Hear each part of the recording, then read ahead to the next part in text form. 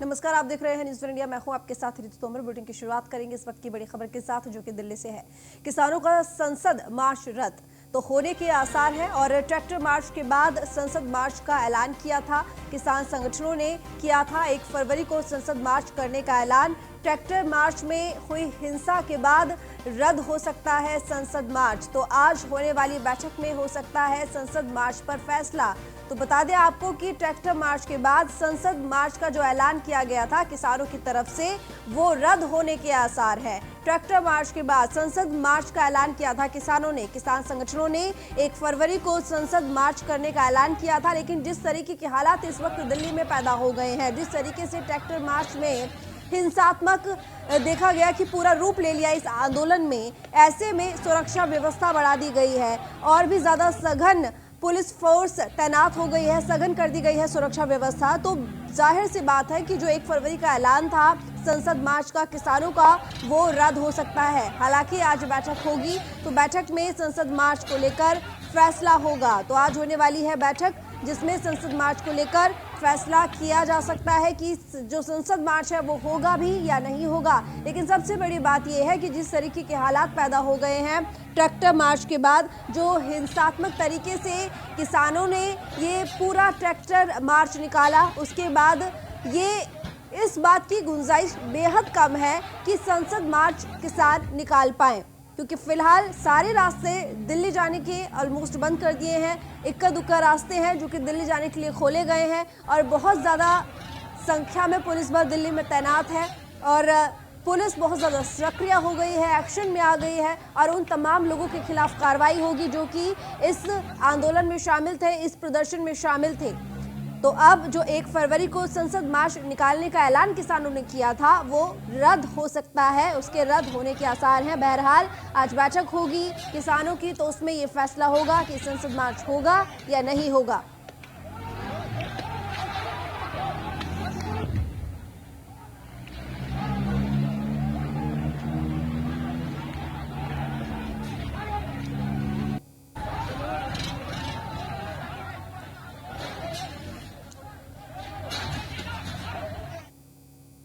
Brajesh Srivastava, associate editor, इस वक्त हमारे साथ जुड़े हुए हैं न्यूज रूम से लाइव। ब्रजेश, किसानों का संसद मार्च रद्द होने के आसार हैं। जिस तरीके की स्थिति फिलहाल दिल्ली में पैदा हो गई है, तो क्या लगता है कि किसान अपना संसद मार्च कर पाएंगे या नहीं?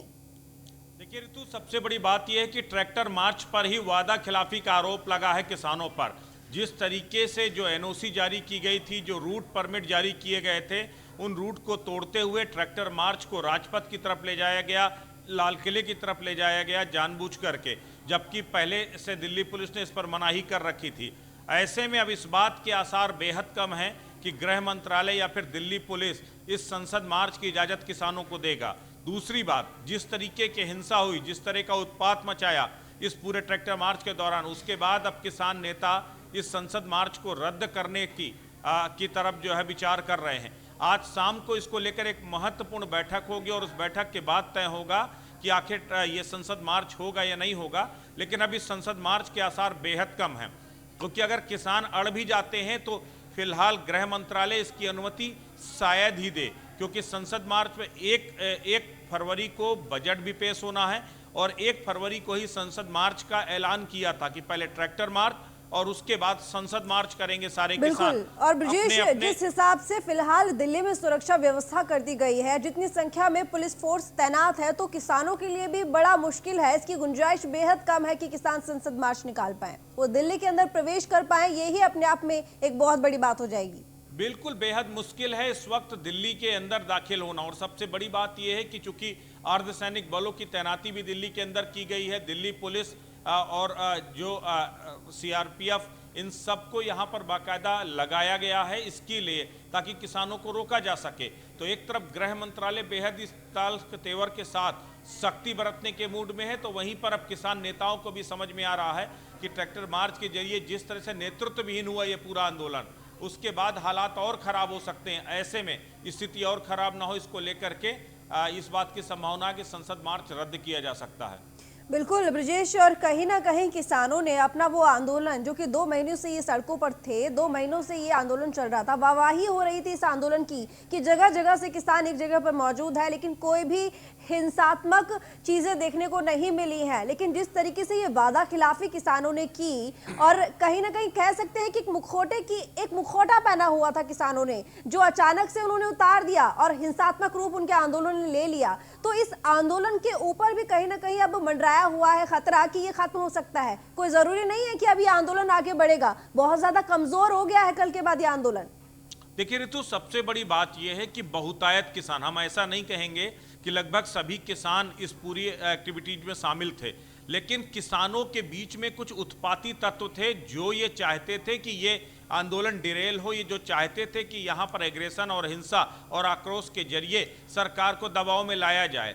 लेकिन ज़्यादातर किसान जिनसे हमारी लगातार बातचीत हो रही थी वो साफ तौर पर कह रहे थे कि देखिए, जो गणतंत्र दिवस हमारी आन बान शान और अस्मिता का प्रतीक है, ऐसे में कोई हम हरकतें ऐसी नहीं करेंगे जिससे कहीं ना कहीं देश का सिर नीचे झुके और जो है हमें शर्मसार होना पड़े। लेकिन उसी में से कुछ लोग ऐसे थे जिन्होंने इस तरह की हरकतें कर दी कि जाहिर तौर पर अब पूरे आंदोलन पर सवालिया निशान लगने लगे हैं, पूरे आंदोलन पर सवालिया निशान खड़े हो रहे हैं कि क्या ये आंदोलन इसी मकसद से शुरू किया गया था, ये आंदोलन इसी तरह अब आगे बढ़ेगा, और अगर ऐसे नेतृत्व विहीन आंदोलन जाएगा तो किस परिणति तक पहुंच पाएगा, ये एक बड़ी बात है। तो अब कहीं ना कहीं किसान नेता खुद इस बात को लेकर महसूस करने लगे हैं कि क्या अब वो सही वक्त आ गया है कि जब आपको कोई बड़ा फैसला लेना होगा, या तो आंदोलन को आगे बढ़ाने के लिए आपको शांतिपूर्ण तरीके से कोई दूसरे रास्ते अख्तियार करने पड़ेंगे, या फिर इस आंदोलन को ही खत्म करना पड़ेगा। तो ये एक बड़ी बात है। कल बहुत सारे लोग आईटीओ में जब प्रदर्शन हुआ उसके बाद बहुत सारे लोग वापस धरना स्थल में ना जाकर के वापस अपने घरों की तरफ लौटते हुए दिखाई दिए। सैकड़ों की तादाद में जो ट्रैक्टर थे वो जो पश्चिमी उत्तर प्रदेश के अलग अलग इलाके से, उत्तर प्रदेश के अलग अलग कोने से आए थे, वो वापस लौटते हुए दिखाई दे गए। जब हम लोगों ने उनसे बात किया तो उन्होंने कहा कि हम इस तरह के आंदोलन के लिए नहीं आए थे, हम तो सरकार से अपनी बात मनवाना चाहते थे, मजबूती के साथ अपनी बात रखना चाहते थे, लेकिन ना तो उत्पात मचाना चाहते थे, ना ही आतंकी होने का जो है अपने ऊपर चोला ओढ़ना चाहते थे। तो वो एक टीस भी है जो दूसरे जो शांतिप्रिय किसान थे वो इस बात को लेकर दुखी भी हैं जिस तरह के कृत्य किए गए। तो निश्चित तौर पर आंदोलन पर इसका बड़ा असर पड़ेगा। ठीक, बने रहिए आप हमारे साथ, आगे और भी खबरों पे जानकारी लेंगे आपसे। तो दिल्ली हिंसा में दीप सिद्धू, लखा सिधाना का नाम सामने आया है। दीप सिद्धू और लखा सिधाना पर प्रदर्शनकारियों को भड़काने का आरोप लगा है। लाल किला पर दोनों ने प्रदर्शनकारियों को भड़काया था। दीप सिद्धू के कहने पर लाल किले पर चढ़े थे प्रदर्शनकारी, और पंजाबी फिल्मों का जाना माना चेहरा है दीप सिद्धू। तो दीप सिद्धू और लखा सिधाना की तलाश तेज है, जल्द हो सकती है दीप सिद्धू और लखा की गिरफ्तारी। तो प्रदर्शनकारी किसानों को भड़काने में दीप सिद्धू और साथ ही लखा सिधाना का नाम सामने आया है।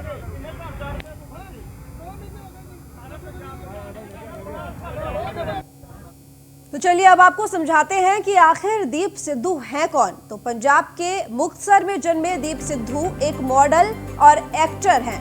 पंजाबी फिल्मों का जाना माना चेहरा है। दिल्ली हिंसा में नाम सामने आ रहा है दीप सिद्धू का। दीप पर लोगों को भड़काने का आरोप लगा है। किसान आंदोलन से जुड़े होने का दावा भी किया जा रहा है। तो चलिए अब ग्राफिक्स के जरिए आपको बताते हैं कि आखिर लखा सिधाना, वो दूसरा नाम जो कि सामने आ रहा है, वो कौन है। तो पंजाब के भटिंडा में रहने वाला है, पंजाब के भटिंडा के रहने वाले हैं लखा सिधाना। लखा सिधाना पर कई केस चल रहे हैं। हत्या, लूट और अपहरण जैसे मामले दर्ज हैं। पहले कई मामलों में गिरफ्तारी भी हो चुकी है लखा सिधाना की। कई साल तक जेल में रह चुका है लखा सिधाना। दिल्ली हिंसा में नाम सामने आ रहा है लखा सिधाना का। तो किसान आंदोलन में काफी सक्रिय रहा था लखा सिधाना। ये वो दो नाम है जिनके बारे में हमने अभी आपको जानकारी दी, जिनका नाम इस पूरे प्रदर्शन को भड़काने में सामने आ रहा है। लखा सिधाना और साथ ही दीप सिद्धू। उनके जेन्युइन कंसर्न या उनके जेन्युइन राइट्स जो हैं उसका ध्यान नहीं रखा जाता, उसको इग्नोर किया जाता है, तो लोगों के मनों, उनके दिल के अंदर, उनके मनों के अंदर जो गुस्सा बड़े टाइम से एक उनके मन के अंदर जो गुस्सा रहता है, वो किसी न किसी ऐसी सिचुएशन में, जब ऐसा संघर्ष चल रहा हो या ऐसे प्रोटेस्ट चल रहे हैं, उसमें फ्लेयर अप हो जाता है। सो पहली बात तो ये है, आज इस सिचुएशन जो हुई उसमें वो गुस्सा फ्लेयर अप हो गया, और इसमें किसी एक शख्सियत को अगर आप बोलें भी उसने भड़काहट की है, तो कभी भी संघर्ष, इतना बड़ा संघर्ष, वो किसी एक शख्सियत या एक व्यक्ति के ऊपर डिपेंड नहीं होता। इस बात को समझना बड़ा जरूरी है। दिल्ली के चार तरफ से बॉर्डर, जो हमारे किसान जथेबंदियां या हमारे लोग हैं, उन्होंने चारों तरफ से वो बॉर्डर, एक ऑब्स्टैकल जो वहाँ बैरिकेड की हुई थी, बैरिकेडिंग, उसको तोड़ के आगे बढ़े, उसको तोड़कर आगे बढ़े और वो सब, जैसे हम सब रेड फोर्ट की, लाल किले की तरफ चले गए।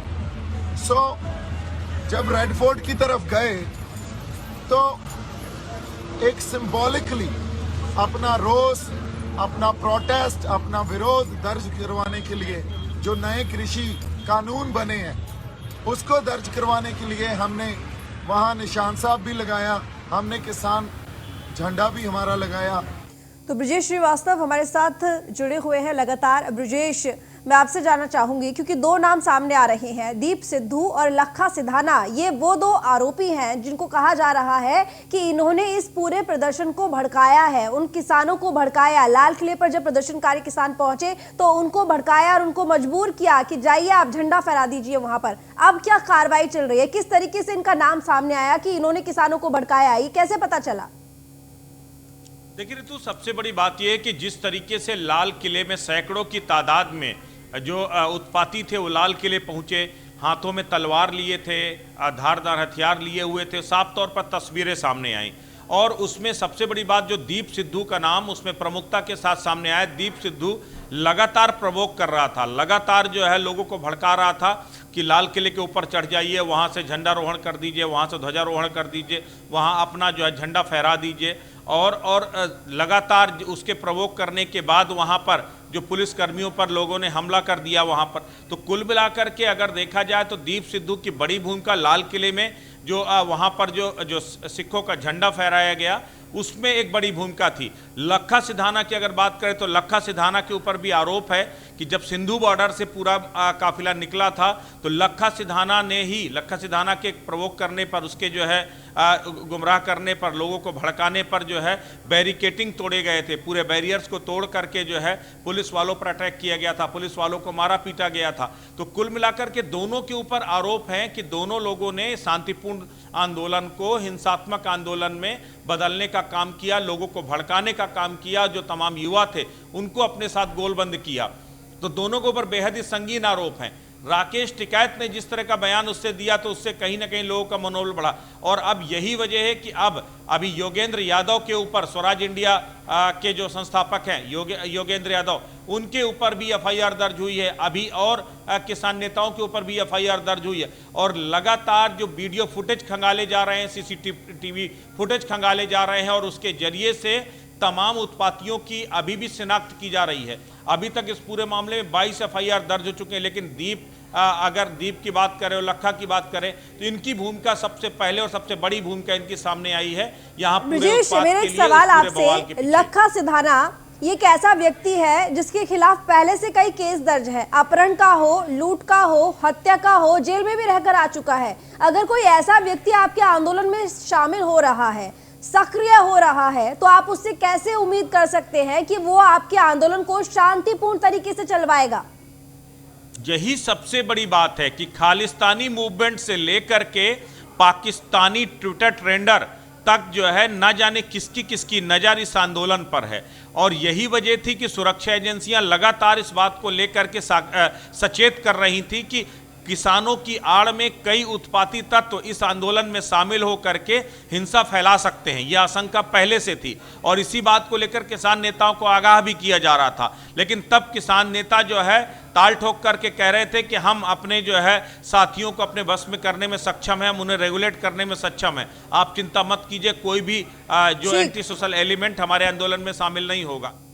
चलिए, बहुत शुक्रिया आपका ब्रजेश तमाम जानकारी के लिए। लखनऊ से खबर है, आईपीएस अरविंद सेन ने कोर्ट में सरेंडर कर दिया है। पशुपालन विभाग में घोटाले के आरोपी है अरविंद सेन। कई दिनों से फरार चल रहे थे निलंबित IPS officer Arvind Sen. Court ने आईपीएस अरविंद सेन को भगोड़ा घोषित कर दिया था। फरार आईपीएस पर घोषित है 50,000 रुपए का इनाम, लेकिन अब आईपीएस ऑफिसर अरविंद सेन ने कोर्ट में सरेंडर कर दिया है। तो आपको बता दें कि कई मामलों में घोटाले का आरोप था। पशुपालन विभाग में घोटाले का आरोपी है अरविंद सेन, जो कि फरार चल रहे थे, कई दिनों से फरार थे, निलंबित कर दिया गया था अरविंद सेन को, लेकिन अब उन्होंने कोर्ट में सरेंडर कर दिया है। हालांकि कोर्ट ने आईपीएस अरविंद सेन को उनके फरार होने की वजह से भगोड़ा घोषित कर दिया था। तो फरार आईपीएस पर 50,000 रुपए का इनाम भी घोषित किया गया था। तो काफी दिनों से तलाश जारी थी, लेकिन अब खुद आईपीएस अरविंद सेन ने कोर्ट में सरेंडर किया।